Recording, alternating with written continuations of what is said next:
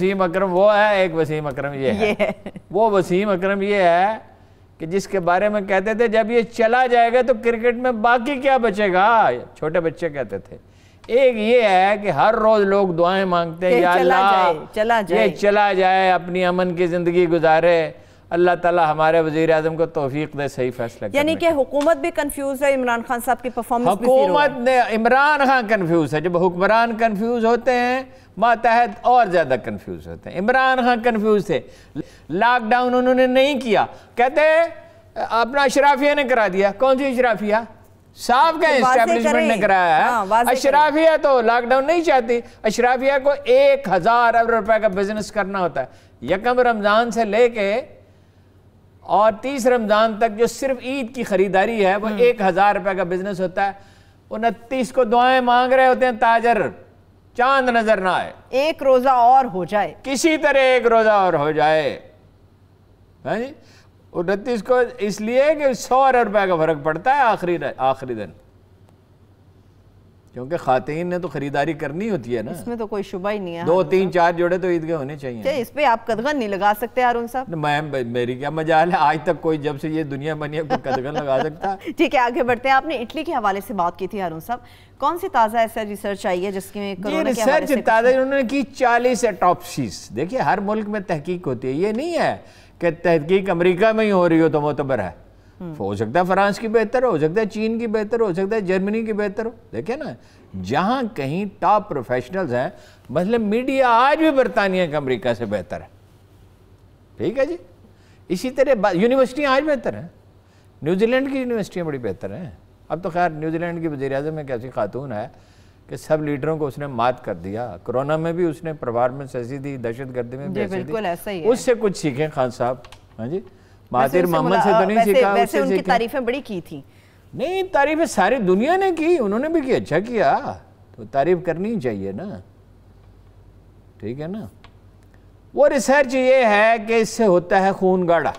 Corona से खून गाढ़ा हो जाता है। ठीक है, लिहाजा सिर्फ ये नहीं कि ये फेफड़ों को डैमेज करेगा, फेफड़ों को कर सकता है। जो कह रहे थे ना ये फ्लू की एक किस्म है और नमूनिया की एक किस्म है, अब इसमें नई डायमेंशन आ गई। जब खून गाढ़ा हो सकता है, क्लॉट बनते हैं, तो वो सिर्फ फेफड़ों को जरूरी नहीं डैमेज करे, हार्ट को कर सकता है, ब्रेन को कर सकता है। लिहाजा अब ये तजर्बा किया जा रहा है कि थिनर दिए जाएं, खून पतला किया जाए, सही, एंटीबायोटिक दी जाए।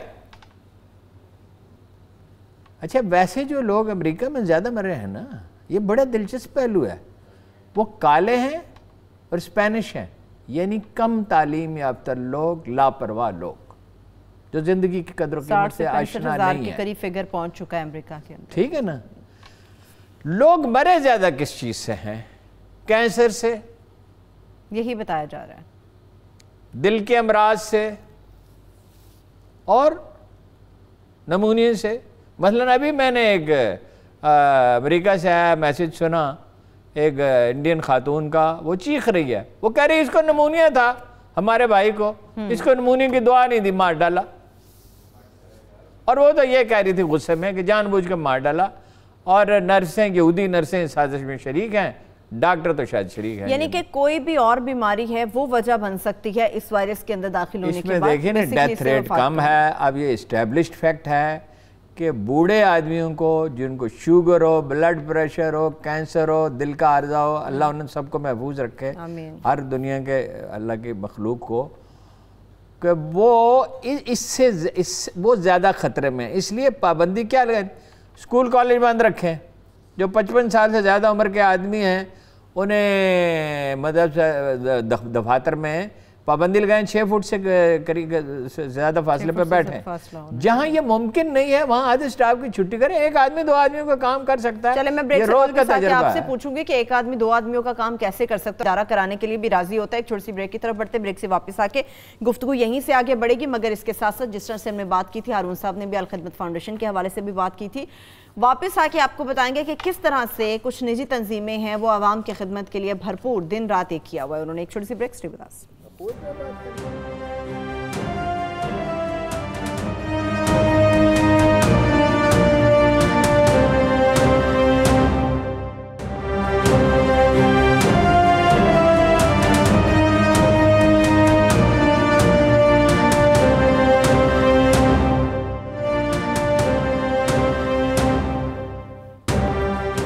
کے بعد ایک بار پھر سے پروگرام میں ہم آپ کو خوش آمدید کہیں گے. نجی تنظیموں کی تو بات کروں گی میں ہارون صاحب، مگر کشمیر کا موضوع میرا خیال ہے اس کے اوپر ہمیں پہلے گفتگو کرنی چاہیے. کشمیر کی تازہ ترین صورتحال کیا ہے؟ جس قسم کی خبریں آ رہی ہیں اس کے اوپر ریئیکشنز بھی بہت زیادہ آنا شروع ہو گئے ہیں. دیکھیں دنیا چونکہ الجھی ہوئی ہے کرونا میں، اس صورتحال سے فائدہ اٹھا کر وہ ڈیلیور تو کچھ کر نہیں سکتے. اب اس صورتحال میں پہلے ہی نہیں کر سکے تو اب اور کیا ڈیلیور کریں گے.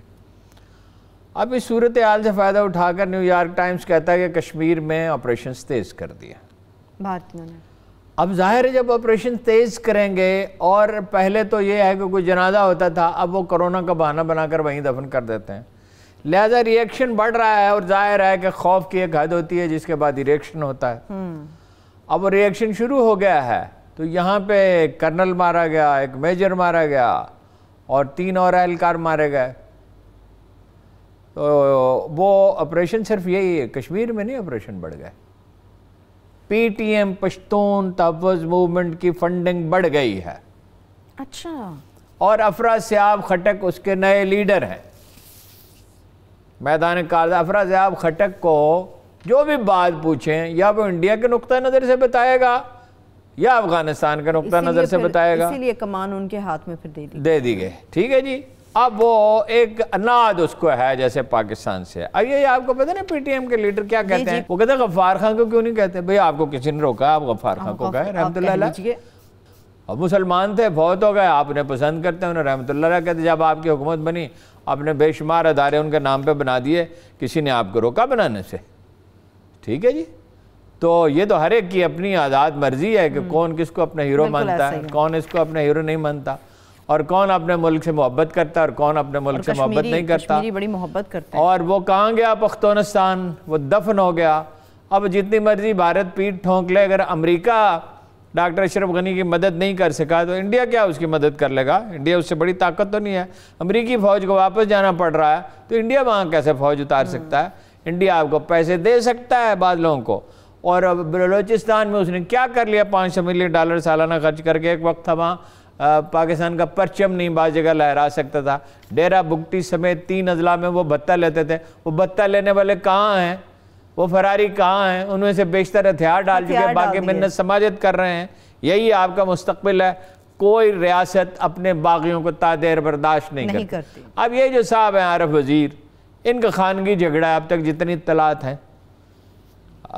اطلاعات ہیں یہ کہتے ہیں جی وہ جیسے انڈیا کہتے ہیں آئی ایس آئی نے کرایا جی ہے، وہ مقبوضہ کشمیر والا آئی ایس آئی نے کرایا، لشکر طیبہ کے لوگ ہیں.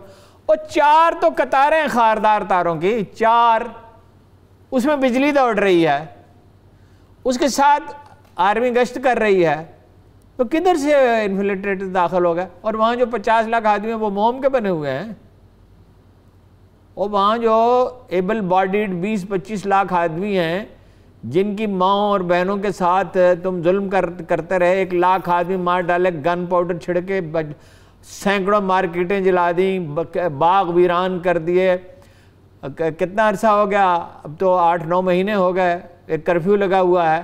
تو وہ کیا ٹین کے بنے ہوئے ہیں؟ وہ ایک دفعہ بھٹو صاحب نے، روزنامہ مساوات کے ایڈیٹر تھے باستر صاحب، ان کو فون کیا، ان کے سیکرٹری نے کہ آپ نے وہ ڈپٹی کمشنر کو برا بھلا گیا فیصل آباد کو. اس کو تو ڈپٹی کمشنر کو برا بھلا گیا نا کسی اخبار میں، اس کا بہت بڑا واقعہ تھا نا جی. تو انہوں نے کہا کہ بھئی اس شخص نے ہمارے ایک آدمی کو گرفتار کیا تو میں نے اس پہ احتجاج کیا. اچھا. تو انہوں نے کہا کہ آپ کو ایسا نہیں کرنا چاہیے تھا. انہوں نے کہا میں آپ کی طرح مٹی کا بنا ہوا ہوں، ٹین کا بنا ہوا نہیں ہوں. اس پہ وہ خاموش ہو گئے.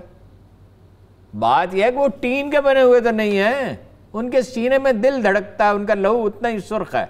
اور انہوں نے ثابت کیا پچھلے 30 سال میں، 31 برس میں، کہ وہ دنیا کے بہترین جنگجو ہیں. مجھے حکمت یار نے کہا افغان کیا لڑیں گے جو کشمیری لڑتے ہیں.